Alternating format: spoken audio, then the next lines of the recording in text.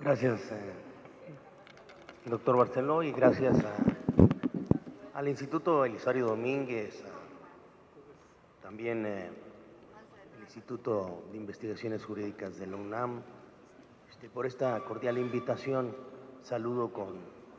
el respeto y la admiración de siempre, tanto al doctor José Gámez Torruco como a Diego Valadez, y hago también el saludo protocolario a mis compañeros senadores con los que hoy compartimos esta mesa. Y podría quizá insistir en hacer un repaso sobre lo que significa esta convocatoria a que veamos a 100 años de distancia, uno de los primeros esfuerzos ordenados por construir, por elaborar una ley electoral que diera sobre todo sustento y orden a la competencia política, un ejercicio visionario de Francisco I. Madero. En verdad que no sería fácil hacer un mejor recorrido que al que ya nos llevaron hace un momento tanto el senador Arturo Núñez como el senador Zapata Pero Gordo. Y por eso obviaré esas referencias, aunque me apoyaré en mucho en lo que ellos han manifestado hace un momento, junto con buena parte de las expresiones que nos ha hecho saber en su intervención de la calificación que tuvieron las primeras elecciones derivadas de esa ley electoral, y que el doctor Gámez Torruco de manera erudita y aleccionadora hace un momento nos comentó. Y terminaría con algunas preguntas de las que el doctor Daniel Barceló nos puso sobre la mesa hace un momento. Yo quizá aprovecharía el momento para hacer un recuerdo, en buena parte, de por qué y cómo, en buena parte, se llevó a cabo la insistencia de Francisco I. Madero para culminar en ese 1911, el 19 de diciembre, con esta ley electoral. Recordemos que, en buena parte, el movimiento revolucionario fue un ejercicio, una búsqueda de una renovación política en México,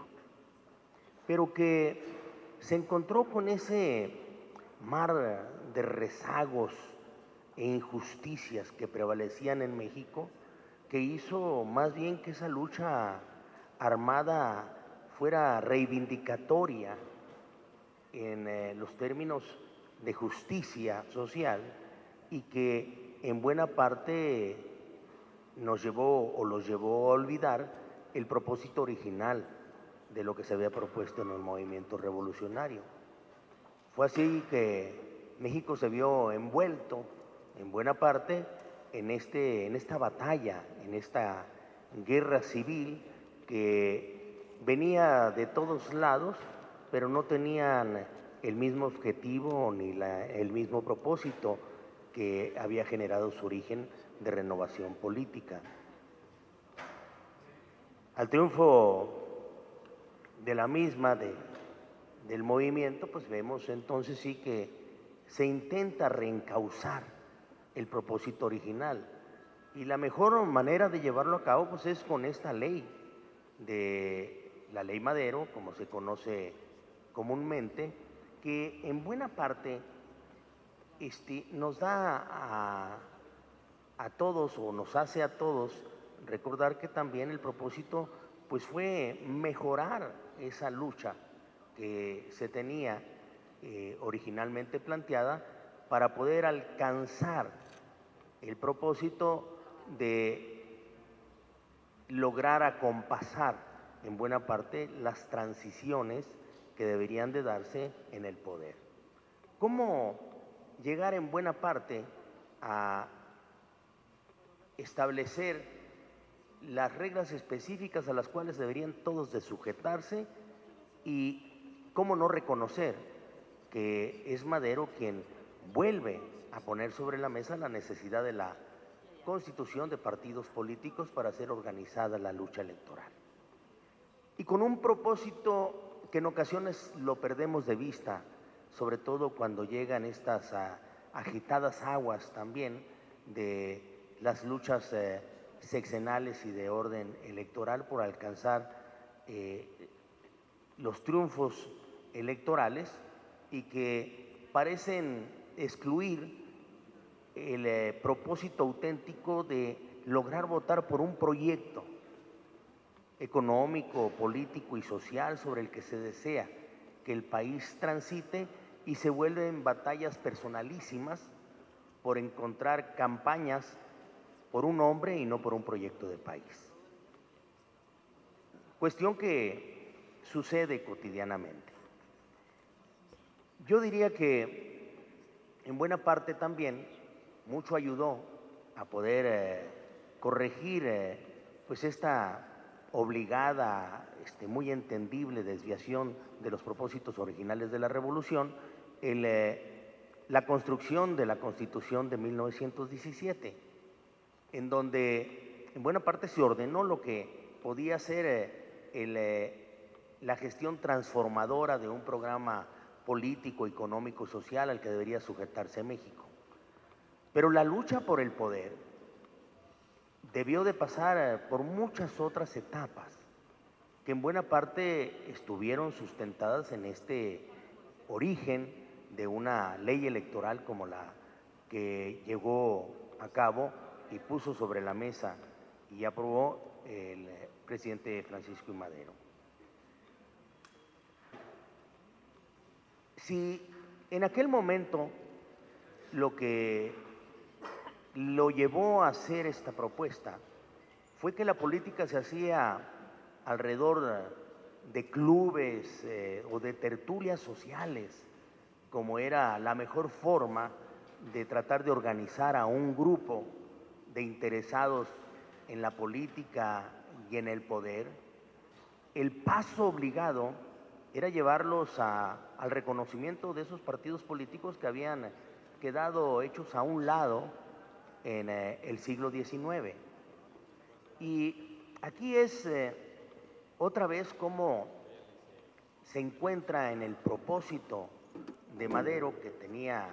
originalmente el planteamiento de la no reelección, el que la política debía de hacerse institucional, no con personalismos, y los partidos entonces estaban obligados a tener un proyecto y no aglutinarse en torno simplemente a una persona. Esto vino posteriormente a ser tomado por a partir de la muerte de Obregón, por el general Calles, para construir un partido político que aglutinase a diversas fuerzas que, por cierto, en todo ese periplo los llevó a girar alrededor de los caudillos y las fuerzas regionales, que eran las que veían cómo iban construyendo también los partidos políticos que ya existían como derecho dentro de la ley. Hasta llegar a 1946, en donde, como aquí bien se ha recordado, pues ya la Constitución por fin pudo considerar la existencia de los partidos políticos y ordenar en buena parte lo que se había intentado a través de leyes, pero esto ya como un propósito institucional. De ahí en adelante son muchas ocasiones en las que, debido a la circunstancia, se han ido haciendo diversas modificaciones, tanto a la Constitución como a la legislación electoral, a fin de ir intentando perfeccionar la vida del país, la vida política y partidaria del país. Siempre con el propósito, estoy más que convencido, de poder irse haciendo cargo en su momento de resolver todas aquellas debilidades que hemos visto en la construcción de una vida de partidos políticos en México, que incluso ha llevado a instalar gobiernos de partidos políticos en el exceso, en lugar de un reconocimiento de que solamente los partidos políticos son la forma de acceso al poder a través de las elecciones para después constituir gobiernos para todos. La funcionalidad de estos gobiernos de los partidos políticos se da sobre todo con la existencia de un partido político predominante por muchos años y que deja de existir en el momento en el cual, como ustedes recordarán bien, empieza la alternancia a alcanzarnos después de una serie de ejercicios de modificaciones a distintas legislaciones que facilitaron el que cuando nosotros tuviésemos esa oportunidad de la alternancia, el acceso fuera terso. Pero hoy en día, todo este periplo que se ha llevado a cabo después de esta idea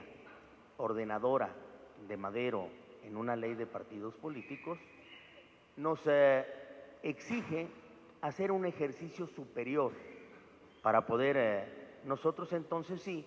aspirar a no nada más a una ley de partidos políticos, sino a partidos políticos mucho mejor ordenados y que también vayan viendo dentro de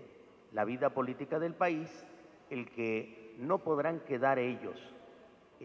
suscritos a una ventaja como la que adquirieron en el momento en el que, por otros propósitos, en el año del 2007, pues como bien lo señaló el senador Arturo Núñez hace un momento, dejamos a la construcción de los partidos políticos a que estos pudieran tener una nueva existencia cada 6 años. Cuestión que habremos de corregir, reconociendo en buena parte de que hay algunas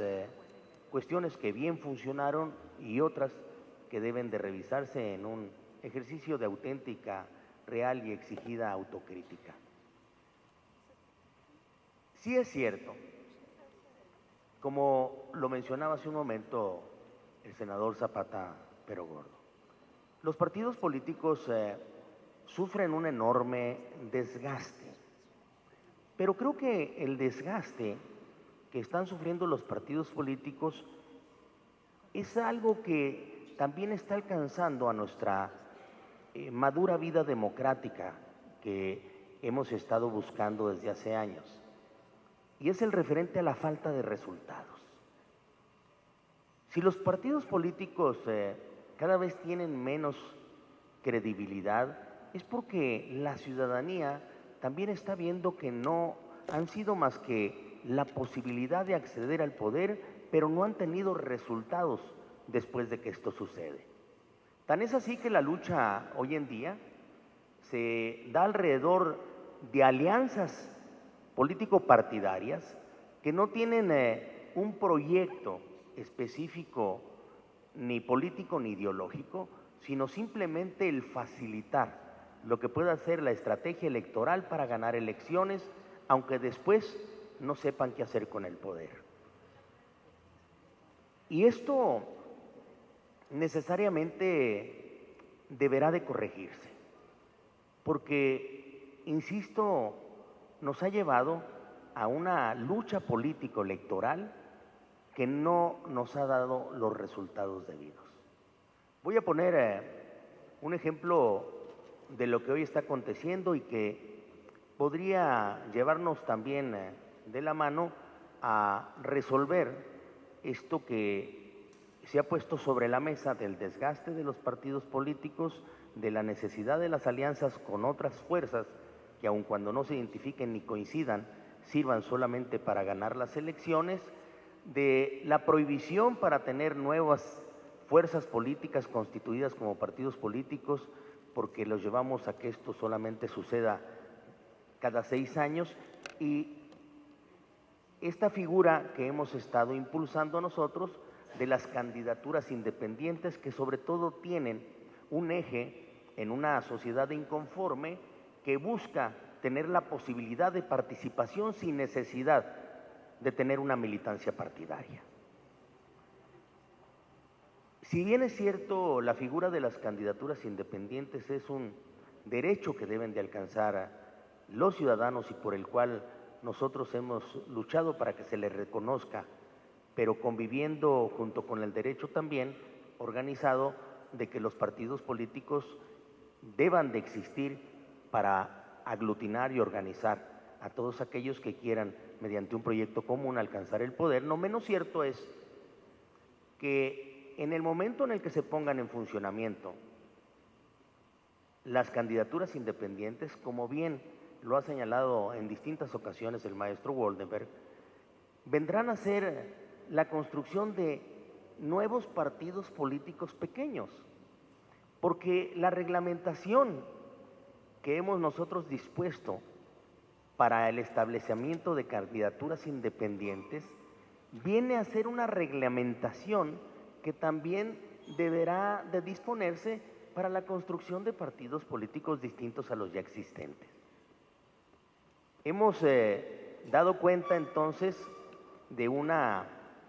obligación de interpretar el interés de la población en candidaturas independientes, pero al mismo tiempo no hemos hecho la reflexión de que el paso obligado, mejor de facilitar la existencia de más partidos políticos, hubiese resuelto en buena parte esta disposición para que se generen candidaturas independientes. Hay algún buen amigo nuestro que dice, queriendo resolver este dilema, que las candidaturas independientes, si bien es cierto, terminarán, como lo ha demostrado históricamente su existencia en algunos otros lugares, constituyendo partidos políticos, sería mucho más recomendable que nosotros hiciéramos nuevos partidos políticos para evitar que los ciudadanos anden pensando en cómo hacerlo independientemente. Hay dos tareas que creo que los partidos políticos en el futuro deberán de resolver, y para ello mucho ayudará una ley de partidos políticos. Primero, el que lleguemos a construir una democracia de calidad. Y esta democracia de calidad es aquella que viene sujeta a que tengamos buenos resultados de la democracia y transparencia en el ejercicio del poder que se alcanza democráticamente. Solamente así no seguiremos insistiendo como en el pasado en combatir a todos aquellos que podrían seguir pensando que los partidos siguen siendo un mal necesario. Hay confusiones que es necesario que éstas queden perfectamente bien dilucidadas en una ley de partidos políticos en el futuro. Algunas de ellas que están relacionadas con nuestra madurez democrática y otras con nuestra convivencia entre partidos, y muchas más a la connivencia entre partidos políticos para alcanzar el poder. Y sobre todo cuando todavía, hoy en esta última, encontramos a quienes intentan reflexionar sobre viejas frases acuñadas que dejaron de ser útiles desde hace tiempo, sobre todo cuando ya o dejó de existir un partido hegemónico. Es común encontrar algunas reflexiones de políticos de distintos partidos políticos que intentan seguir insistiendo en aquello que parecía ser una frase contundente de que el poder no se comparte. En verdad que muchas veces lo encontramos sobre todo en el ejercicio del poder ejecutivo. Y la frase que quizá tuvo alguna razón de existir en aquella época del partido hegemónico, en donde el presidente de un partido político tenía la posibilidad de ser apoyado por una mayoría de su mismo partido político en el Poder Legislativo, y a través de esa mayoría, que en ocasiones podía ser mayor de las 2/3 partes, ser también quien influyese en el Poder Judicial, dejó de ser valedera desde el momento en el cual ningún partido político tuvo mayoría en el Poder Legislativo, cuestión que obliga a que los partidos políticos llegasen a un acuerdo para poder entonces equilibrar en buena parte el poder del Ejecutivo. Y esto vendría a llevarnos también de la mano a decir que hoy en día, por la soberanía y la auténtica autonomía de los tres poderes que son llamados a la corresponsabilidad, no permite que se siga insistiendo en que el poder no se comparte. El poder en México, claro que se comparte, y se comparte entre los otros poderes, e incluso hay quienes han llegado a intentar o lograr hasta compartirlo con los poderes fácticos, cuestión que habría que detener y poner un alto absoluto. Lo que no se comparte son las facultades de cada uno de los poderes, y ahí es en donde se debe de reflexionar. El Poder Ejecutivo, el presidente de la República, claro que está obligado a compartir el poder para poder entonces estar seguros de que no existan excesos en su funcionamiento. Lo que no debe de compartir son las facultades y las obligaciones que tiene hoy en día. Lo mismo sucede con los otros poderes, con el Poder Legislativo y con el Poder Judicial. Termino en esta participación agradeciendo su tolerancia. Si bien es cierto, venimos institucionalizando partidariamente la vida política del país, y esto tiene un referencial, sobre todo en la insistencia visionaria de Francisco Madero, sobre todo de la llamada Ley Madero, que pone las bases para que nosotros en el tiempo vayamos perfeccionando la vida de los partidos políticos y la necesidad de su existencia. No menos cierto es que hoy en día, ante todo lo sucedido y lo que necesariamente deberá de pasar, estamos obligados a que la vida de los partidos políticos se establezca después de que en el 46 se instituyó en la Constitución Política en una ley específica, en el que se señalen sobre todo lo que son las obligaciones de los mismos, se evite la confusión de ellos, se logre la convivencia entre unos y otros en esta lucha por el poder obligada, y se evite, como dije hace unos momentos, la connivencia entre unos y otros con el único fin de alcanzar el poder para después terminar sin poder hacer algo bueno por este país. Muchas gracias.